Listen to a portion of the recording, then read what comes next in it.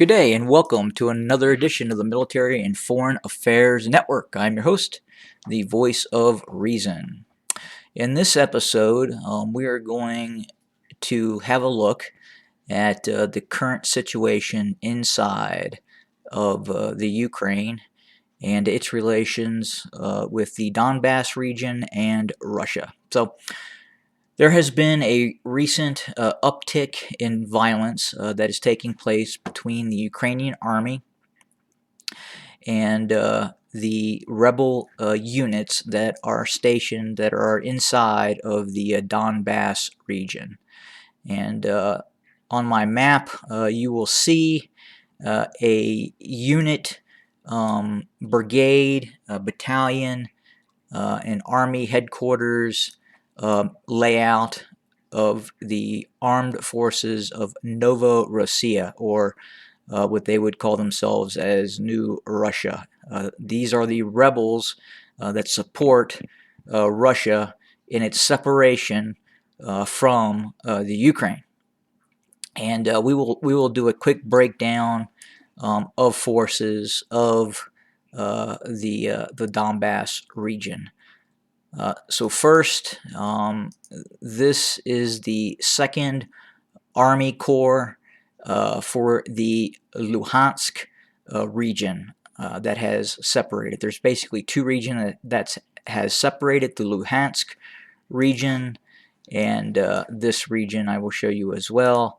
The 1st Army Corps of the Donetsk area. So again, we'll start with the 2nd Corps and then we'll work our way south. Obviously, they have numerous brigades, 6th Mechanized Regiment, and a lot of these units do not have a standardized organizational chart. So in this instance, the 6th Mechanized Regiment is on par with a reinforced brigade with 6 battalions of various motorized and mechanized infantry, a special battalion, a tank company, a self-propelled howitzer battalion, and 1 reactive battery. So that's just going to give you an example. And then we move down here to the 7th Mechanized Brigade, which is actually appears to be smaller than the previous unit. Next is the 4th Mechanized Brigade, an independent tank battalion, another 2nd Brigade mechanized, a reconnaissance battalion, and these forces probably number in excess of 15 to 20,000 personnel. Again, likewise, 3rd Mechanized Brigade, and this is for the 1st Corps of the Donetsk region. So again, these the 1st Corps appears to have more units than the 2nd Corps, with additional special forces components as well, and roughly the same brigade type of status with independent tank battalions, and there are tank battalions in these brigades and regiments as well. So what does Ukraine look to do? There's been talk that the Ukrainians could be looking at launching an operation specifically to regain control of these breakaway regions. Could the Ukraine do that? Well, yes and no. Without the support of Russia, then yes, the Ukrainians could absolutely seize control of these breakaway regions, and were actually on their way to seizing control of these breakaway regions before a massive Russian intervention that occurred. But the Ukrainian military, 160,000 personnel in the land forces, another 30 to 40,000 personnel in its National Guard, its Air Force, 30,000 personnel, most of which are comprised of air defense units manning a variety of Soviet-era air defense systems such as S-300s, Buks, and so forth and so on. But the Ukraine has a very capable air defense ability that would make it difficult for Russian fighter bombers to fly over unrestricted over the Ukraine. But the real issue with the Ukraine right now is its army and how it has improved its armed forces from 2014. So from 2014 to about 2015, 2016, that would have been the opportune time for the Russian armed forces if they wanted to invade the Ukraine and take other areas inside of the Ukraine, such as Kharkiv and some other large cities. That would have been the time for Russia to do it. The Ukrainians, since 2017 to where we're at now in 2021, has rapidly improved its armed forces. The armed forces of the Ukraine that exist now are a completely different force from the one that existed in 2014. In 2014, the Ukraine could have probably have mustered between 6,000 to 9,000 personnel that were adequately trained and equipped to engage Russian forces. Now the Ukrainians, with its National Guard and other assets, can probably muster 200,000 personnel that are actually very well trained now. There is training sites in the western Ukraine that offer advanced training, special operations training. There has been an influx of Western equipment such as night vision devices, even helmets, counter artillery radar batteries, a host of systems that have helped the Ukrainians improve. But the biggest issue is the focus on quality in the Ukrainian military. It is largely not a conscripted military. It is now a fairly professional force that has been trained in some cases to NATO standards with a high degree of United States involvement in the supporting of the training of the Ukrainian military. It has also now started to get Western equipment, such as the Javelin anti-tank guided weapon system. The Ukrainians have approximately 30 plus launchers with about 200 missiles. This is a fire and forget system that can wreak havoc on bunkers and armored fighting vehicles, trucks, and so forth and so on. The Ukraine has also purchased the TB2 Turkish drone.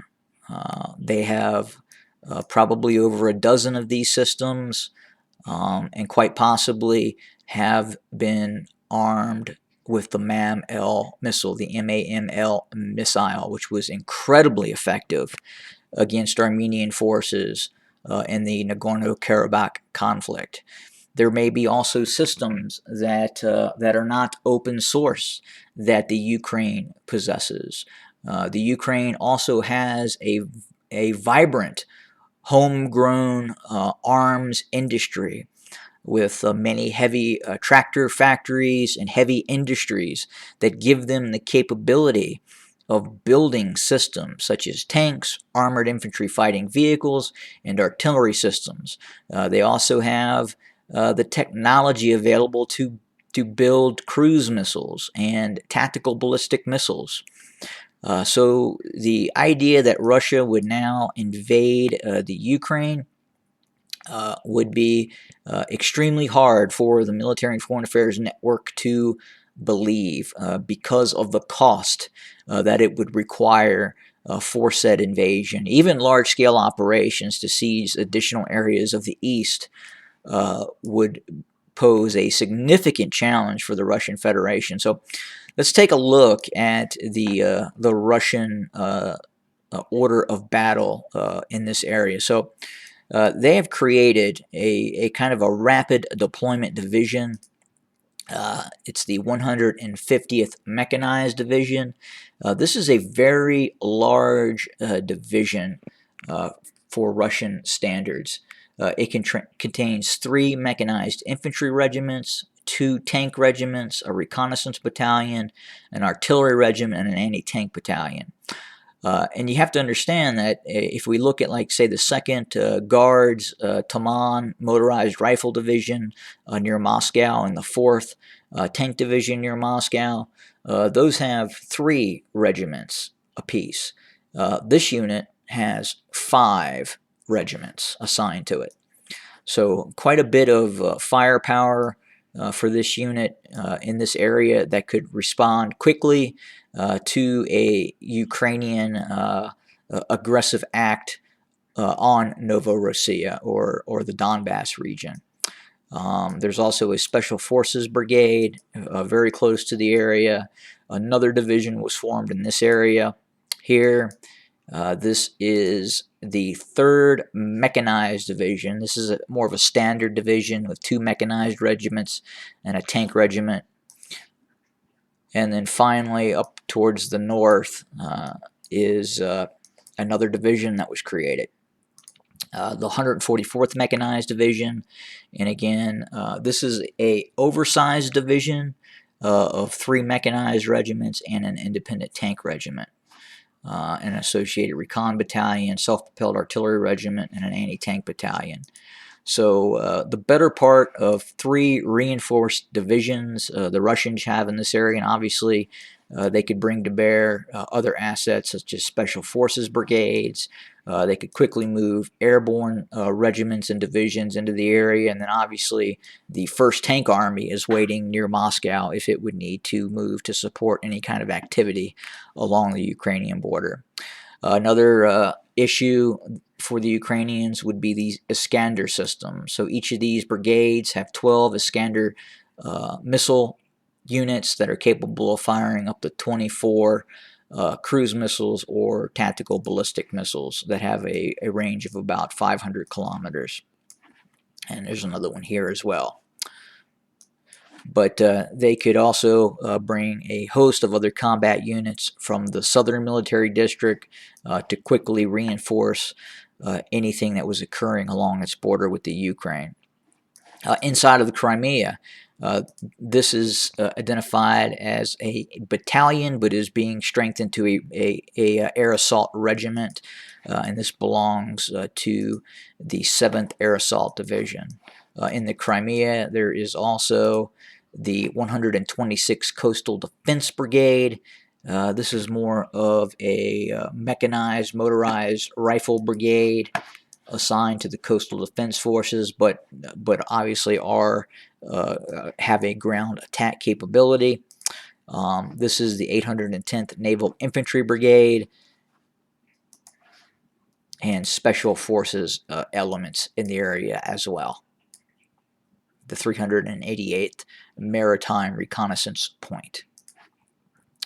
But back to the Donbass region, and could the Ukrainians mount an operation against Novorossiya? Yes, they could. Would they be successful? Well, again, it depends on Russian intervention. If the Russians fully commit, I would assume that the Ukrainians would be repelled. But then the question is would the Russians excuse me, want to fully intervene in this conflict? And that is a question that only Putin and the high command of Russia could really answer. But the Ukrainians definitely have the capability of doing much more in terms of operations than they were capable of in 2014, 15, 16, and 17.